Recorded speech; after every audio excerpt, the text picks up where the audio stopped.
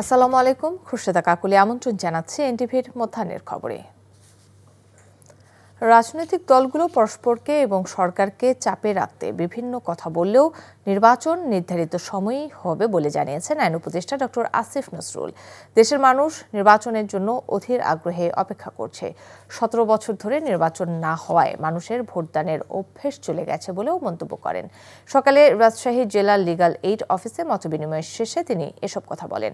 আইন উপদেষ্টা বলেন, জামিন নিয়ে একই অপরাধ করার আশঙ্কা থাকলে অনেক ক্ষেত্রে জামিন দেয়া হয় না। জামিন না দেয়া বিচারকদের ব্যাপার, তবে জামিনের ক্ষেত্রে পুলিশ রিপোর্ট ও আইনজীবীদেরও ভূমিকা থাকে। নির্বাচন নিয়ে আশঙ্কার কোনো কারণ দেখি না। আমি মনে করি রাজনৈতিক দলগুলো একে অপরের উপর চাপ সৃষ্টি করার জন্য বা আমাদের উপর চাপ সৃষ্টি করার জন্য কিছু কিছু কথা বলেন, আবার কিছু কিছু কথা হয়তো জেনুইনলি বলেন। সব কিছু শুনে হয়তো মনে হয় যে নির্বাচন নিয়ে একটা অনিশ্চয়তা বা আশঙ্কা রয়েছে। আমি আপনাদেরকে দৃঢ় কণ্ঠে বলতে চাই, আমরা সরকারের পক্ষ থেকে ফেব্রুয়ারির প্রথমার্ধে জাতীয় সংসদ নির্বাচন আয়োজন করার ব্যাপারে বদ্ধপরিকর।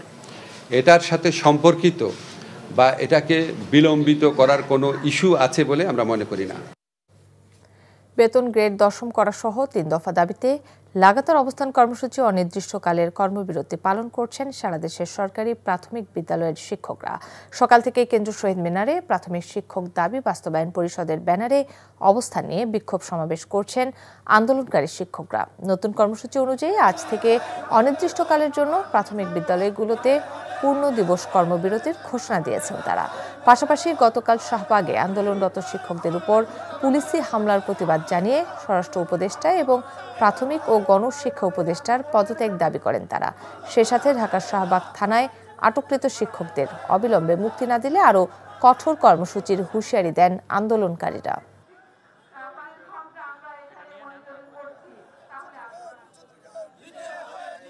আজকে সারা বাংলাদেশের সকল প্রাথমিক বিদ্যালয়ে কর্মবিরতি চলছে। এটা অনির্দিষ্টকাল পর্যন্ত চলবে। কালকে শান্তিপূর্ণ সমাবেশে পুলিশ শাহবাগে আমাদের শিক্ষক ভাইদের উপরে যে অতর্কিত হামলা করে, প্রথমে আমি এর তীব্র নিন্দা ও প্রতিবাদ জানাই এবং আমাদের যে শিক্ষক ভাইরা জেলে আছে অবিলম্বেই তাদের মুক্তি দাবি করি। আমরা তৃতীয় শ্রেণীর কর্মচারী হিসেবে সমাজে এটা আমাদের খুব লজ্জার একটা বিষয়।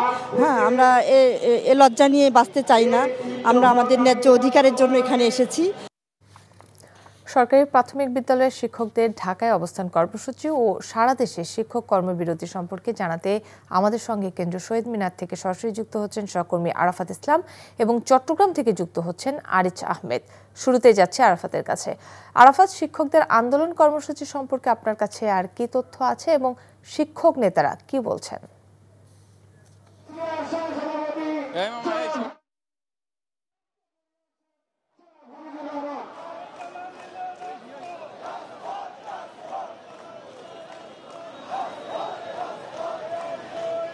জি কাকলি, যেমনটি বলছিলেন, প্রাথমিক বিদ্যালয়ের সহকারী শিক্ষক পদের যারা রয়েছেন তাদের ১০ম গ্রেড বাস্তবায়ন সহ ৩ দফা দাবিতে সকাল থেকে কেন্দ্রীয় শহীদ মিনারে লাগাতার অবস্থান কর্মসূচি পালন করছেন। এর পাশাপাশি গতকাল শাহবাগে পুলিশের সাথে তাদের যে একটি সংঘর্ষের তৈরি হয়, এরপর কিন্তু তাদের ৫ জন শিক্ষক এবং সহকর্মীকে কিন্তু শাহবাগ থানায় নিয়ে যাওয়া হয়। পুলিশি হেফাজতে বর্তমানে তারা রয়েছেন। তাদের অবিলম্বে নিঃশর্ত মুক্তি না দেওয়া পর্যন্ত তারা আজ থেকে সারা দেশের প্রাথমিক বিদ্যালয়গুলোতে পূর্ণ দিবস কর্মবিরতি পালন করছেন এবং তারা যেমনটি বলছেন, গতকাল তাদের উপর পুলিশি যে নির্যাতন এবং নেক্কারজনক যে হামলা করা হয়েছে, এর প্রতিবাদে তারা তাদের বিচার দাবি করেছেন। একই সাথে স্বরাষ্ট্র উপদেষ্টা সহ প্রাথমিক ও গণশিক্ষা উপদেষ্টার তারা পদত্যাগ দাবি করছেন এখান থেকে এবং তারা যেমনটি বলছেন তাদের যে যৌক্তিক দাবি, তারা যৌক্তিকতার পেছনে বলছেন একই শিক্ষাগত যোগ্যতায় প্রধান শিক্ষক সহ অন্যান্য যারা রয়েছেন তারা ১০ম গ্রেড পেলেও তারা কেন ১০ম গ্রেড পাবেন না, এটি তাদের সপক্ষে যুক্তি। তার ফলে তারা যেমনটি বলছেন, যতক্ষণ পর্যন্ত সরকারের পক্ষ থেকে প্রজ্ঞাপন জারির মাধ্যমে তাদের ১০ম গ্রেড ঘোষণা করা না হবে, ততক্ষণ পর্যন্ত তাদের যে অবস্থান কর্মসূচি সেটি থেকে তারা পিছপা হবেন না এবং ঘরে ফিরে যাবেন না।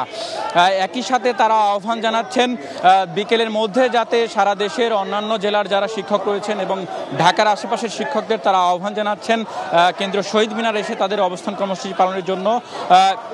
এবং অনেক শিক্ষকই যারা গতকাল আহত হয়েছেন তারাও কিন্তু চিকিৎসার পর এখানে অবস্থান করছেন এবং তারা বলছেন যত দ্রুত সম্ভব তাদের এই যৌক্তিক দাবিটি যেন বাস্তবায়ন করা হয়। এবং জানেন যেমনটি প্রাথমিক ও গণশিক্ষা উপদেষ্টা কিন্তু বলেছেন যে তারা যে তৃতীয় শ্রেণীর কর্মকর্তা তাদেরকে নিয়ে যে একটি উক্তি করেছেন সেই উক্তির কিন্তু তারা প্রতিবাদ জানিয়েছেন।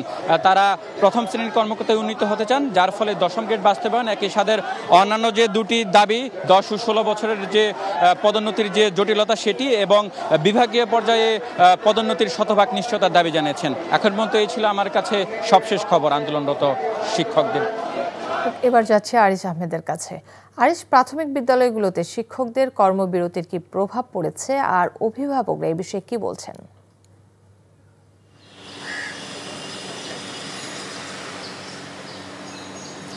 কাকলী, সহকারী শিক্ষকদের অনির্দিষ্টকালের যে কর্মবিরতি শুরু হয়েছে আজকে প্রথম দিন। চট্টগ্রামে প্রায় 2285টি যে প্রাথমিক বিদ্যালয় আছে এর মধ্যে অধিকাংশ স্কুলে সকাল থেকে কোনো ক্লাস হয়নি।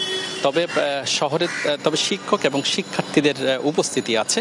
তবে আমরা যেটা দেখেছি শহরের তুলনায় গ্রামে কর্মবিরতিতে ক্লাস না হওয়া এবং উপস্থিত থাকলেও শিক্ষক এবং শিক্ষার্থীরা কোনো ক্লাসে অংশ নেয়নি। তবে শহরের অধিকাংশ স্কুলে শিক্ষক এবং শিক্ষার্থীরা ক্লাস হয়েছে।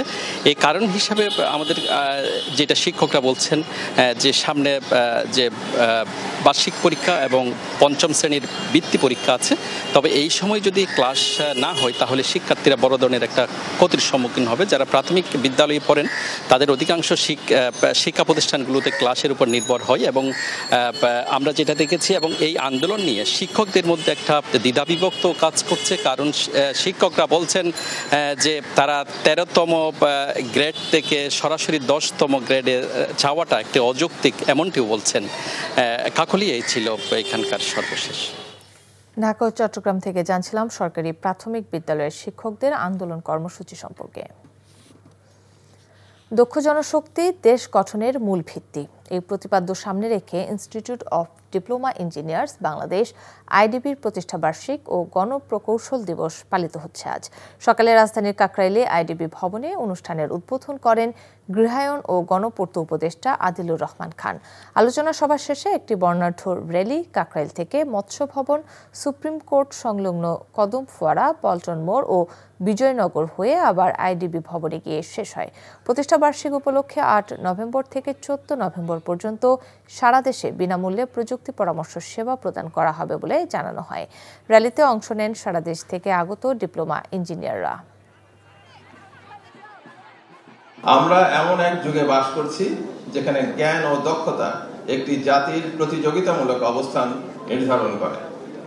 একটি দেশের প্রকৃত সম্পদ শুধু প্রাকৃতিক সম্পদ নয়, সেটা মানব সম্পদ। মানুষের দক্ষতা, সৃজনশীলতা ও নিষ্ঠাই আসল সেই সম্পদ। নাটোরের লালপুরে পদ্মা নদীর চরাঞ্চলে অভিযান চালিয়ে সন্ত্রাসী কর্মকাণ্ডে জড়িত থাকার অভিযোগে 20 ব্যক্তিকে আটক করেছে যৌথ বাহিনী। এ সময় 2টি আগ্নেয়াস্ত্র সহ বিপুল পরিমাণ দেশীয় অস্ত্র উদ্ধার করা হয়। পুলিশ সুপার তারিকুল ইসলাম জানান, সম্প্রতি লালপুরে পদ্মা নদীর চরাঞ্চলে আধিপত্য বিস্তারকে কেন্দ্র করে সহিংসতায় হতাহতের ঘটনা ঘটে। চরে স্বাভাবিক অবস্থা ফেরাতে গত রাত থেকে সকাল পর্যন্ত লালপুর উপজেলা বিভিন্ন চরে অভিযান চালায় যৌথ বাহিনী। এ ব্যাপারে আইনগত ব্যবস্থা নেওয়া হচ্ছে বলে জানান পুলিশ সুপার। অসময়ের বৃষ্টিতে নাটোরে উঠতি আমন ধান ও রবি শস্যের ব্যাপক ক্ষতি হয়েছে। জমি থেকে ধান কেটে ঘরে তুললেও ফসল অর্ধেক কমে যাবার আশঙ্কা করা হচ্ছে। সবচেয়ে বেশি ক্ষতি হয়েছে পেঁয়াজ ও রবি শস্যের। নাটোর থেকে হালিম খানের পাঠানো রিপোর্ট। খরচ বাঁচাতে জমিতে জমে থাকা পানি নিজ হাতেই নিষ্কাশন করছেন নাটোরের নলডাঙ্গা উপজেলার ঠাকুর লক্ষ্মীকোল গ্রামের কৃষক আব্বাস আলী। অসময়ের বৃষ্টিতে জমিতে পানি জমে নষ্ট হয়ে গেছে তার ডাল ক্ষেত। একই অবস্থা তার পেঁয়াজের জমিরও। পানি জমে যাওয়ায় অধিকাংশ পেঁয়াজ চারা পচে গেছে। তার মতো ক্ষতিগ্রস্ত এ অঞ্চলের প্রায় সব পেঁয়াজ চাষি। নতুন করে ফসল ফলাতে তাদের গুনতে হবে বাড়তি খরচ। কমপক্ষে 1 মাস পিছিয়ে যাবে আবাদ। পেঁয়াজের পাশাপাশি ক্ষতিগ্রস্ত হয়েছে রসুন, ডাল, মটরশুঁটি সহ অন্যান্য রবি শস্য। কিছু এলাকার পানি নামলেও অনেক জমির ধান পানিতে ডুবে আছে। আবার বোনার জন্য যে পানিগুলো সেচে পার করে দিয়েছি, লালা করে দিচ্ছি, ড্রেন করে সেচে পার করে দিচ্ছি, দিয়ে আবার বোনার জন্য। এখন কি করব মাথা তো কারো ঠিক নাই। বিসি চারা ভিঁয়ে লেট হয়ে গেল, পেঁয়াজ লাগাচ্ছি নিচে, এগুলো ডুবে গেল, রসুন পেঁয়াজ। আমরা তো মনে হয় রসুনও লাগাচ্ছি, পেঁয়াজও লাগাচ্ছি, এগুলো মনে হয় বৃষ্টিতে তোলা হয়ে আছে। এখনো পানি ওই পেঁয়াজের উপর, রসুনের উপর এখনো মনে হয় এক হাত আধ হাত করে এখনো পানি পাইতে আছে। কৃষি বিভাগ জানিয়েছে, যেহেতু পেঁয়াজ, রসুন সহ রবি শস্য রোপণের এখনো সময় আছে, তাই জরিপের মাধ্যমে ক্ষতিগ্রস্ত কৃষকদের প্রণোদনার আওতায় আনার চেষ্টা করা হচ্ছে। বেশি ক্ষতিগ্রস্ত হয়েছে তাদেরকে আমরা যে প্রণোদনা কর্মসূচি আমরা দিচ্ছি, গম, সরিষা এগুলোর ব্যাপারে আমরা তাদেরকে যদি সম্ভব হয় তাদেরকে আমরা প্রণোদনা কর্মসূচির আওতায় এনে তাদের এই ক্ষতি পুষিয়ে দেওয়ার চেষ্টা করব। নাটোর জেলায় প্রায় ৮০,০০০ মেট্রিক টন পেঁয়াজ উৎপাদন হয়। অসময়ের বৃষ্টিতে পেঁয়াজের আবাদ নষ্ট হওয়ায় আগামীতে বাজারে এর প্রভাব পড়তে পারে বলে আশঙ্কা করছেন সংশ্লিষ্টরা। NTV news desk. শুষ্ক মৌসুম শুরুর সাথে সাথেই ফরিদপুরের পদ্মা নদীতে দেখা দিয়েছে নাব্যতা সংকট। নদীর মাঝে জেগে ওঠা ছোট বড় অসংখ্য ডুবোচরের কারণে পণ্যবাহী জাহাজ, কার্গো ও বড় ট্রলার চলাচল ব্যাহত হয়েছে। দূর দূরান্ত থেকে আসা এসব পণ্যবাহী জাহাজ সিএনবি ঘাট নৌবন্দরে ভিড়তে পারছে না, ফলে অচল হতে বসেছে জেলার একমাত্র নৌবন্দর। ফরিদপুর থেকে সঞ্জীব দাসের পাঠানো রিপোর্ট। দক্ষিণ পশ্চিমাঞ্চলের বিআইডব্লিউটিএ পরিচালিত যে কয়টি নদীবন্দর রয়েছে তার মধ্যে অন্যতম ফরিদপুরের সিএনবি ঘাট নৌবন্দর। চট্টগ্রাম, নারায়ণগঞ্জ, মুন্সিগঞ্জ, কুমিল্লা, চাঁদপুর, ঢাকাসহ দেশের বিভিন্ন অঞ্চলের খাদ্য সরবরাহ, অবকাঠামো উন্নয়ন, সিমেন্ট, বালুসহ কৃষিপণ্য বাজারজাতকরণে এই বন্দরটি বিশেষ ভূমিকা পালন করে। কিন্তু পদ্মা নদীতে ছোট বড় অসংখ্য ডুবোচরের কারণে সেই কাজে ব্যাহত হচ্ছে। ব্যবসায়ী ও শ্রমিকরা বলছেন, নদীতে নাব্যতা সংকটের কারণে পণ্য নিয়ে ঘাটে ভিড়তে পারছে না মাঝারি ও বড় জাহাজ। নদীর বিভিন্ন স্থানে জাহাজ চলাচলের জন্য কমপক্ষে যে গভীরতা প্রয়োজন তার অর্ধেকও নেই। ফলে এসব নৌযান থেকে পণ্য খালাস করতে অতিরিক্ত মাশুল গুনতে হচ্ছে ব্যবসায়ীদের। পাশাপাশি পণ্য আমদানিতেও ভাটা পড়েছে। এতে প্রায় 10,000 শ্রমিক বেকার হতে বসেছে। এত নদী শুকাইছে, মানে কোনো নৌকোই চালাইতে পারে না, নৌকা চালাইতে পুরো রিক্সা জায়গা। এই মনে করেন হাজার হাজার শ্রমিকে কাজ করছে, মনে করেন কাজ তো কাজই নাই, কাম তো দেশে নাই। তারপরে চর পুরে সব শেষ হয়েছে, সব শেষ হওয়ার পরে মোটামুটি ট্রলার মলার যা আসতে কিচ্ছু আসতেছে না। আগে যেমন আমাদের যাত্রী হয়েছে 20-50 জন যাত্রী হয়েছে, এখন যাত্রী হলো 5 জন 7 জন। দ্রুত যদি নদী খননে কাজ না করে আমাদের ব্যবসা অনেক বড় ক্ষতি হয়ে যাচ্ছে, এবং যদি বিআইডব্লিউ দ্রুত ব্যবস্থা না করে তাহলে আমরা অনেক লসে পড়ে যাবো, এবং আমাদের ঘাটে কোনো মালামাল আসতেছে না। এদিকে বিআইডব্লিউটিএ পদ্মায় ড্রেজিং করার কথা বলেই দায় সারছেন। যত দ্রুত সম্ভব আমরা ড্রেজিং কাজ সম্পন্ন করে এটার নাব্যতা নিরসন করে যাতে জাহাজগুলো আমাদের ঘাট পয়েন্টে এসে মাল খালাস করতে পারে এবং এই জনগণের সুবিধা লাঘব হয়। দ্রুত নাব্যতা সংকট দূর করতে বিআইডব্লিউটিএ ব্যবস্থা গ্রহণ করবে এমনটাই প্রত্যাশা ভুক্তভোগীদের। NTV news desk. নারী ক্রিকেটার জাহানারা আলমের অভিযোগ তদন্তে 3 সদস্যের কমিটি গঠন করেছে বাংলাদেশ ক্রিকেট বোর্ড।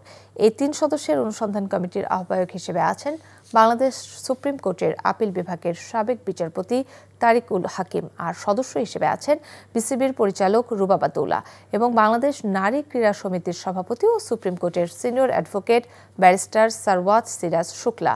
সম্প্রতি জাতীয় নারী ক্রিকেট দলের সাবেক নির্বাচক এবং টিম ম্যানেজার মঞ্জুরুল ইসলাম মঞ্জু ও প্রয়াত সাবেক ইনচার্জ তৌহিদ মাহমুদের বিরুদ্ধে যৌন হয়রানির অভিযোগ তুলেছেন জাহানারা। তার দাবি ছিল, বিসিবির কাছে এ বিষয়ে অভিযোগ জানিয়েও কোনো প্রতিকার পাননি।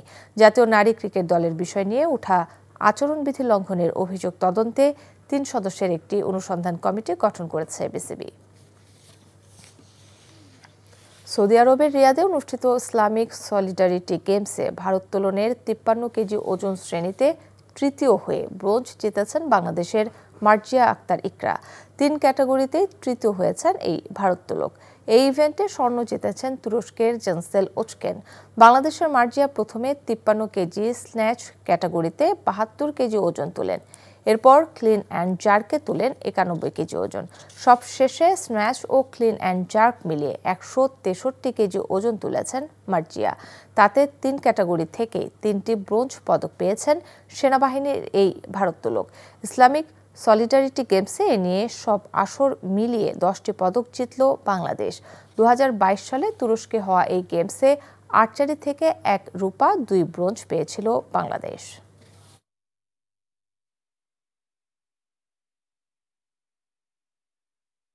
এই ছিল মধ্যাহ্নের খবরে। এই খবরের ভিডিও সহ আপডেট জানতে ভিজিট করুন এনটিভি অনলাইন www.ntvbt.com।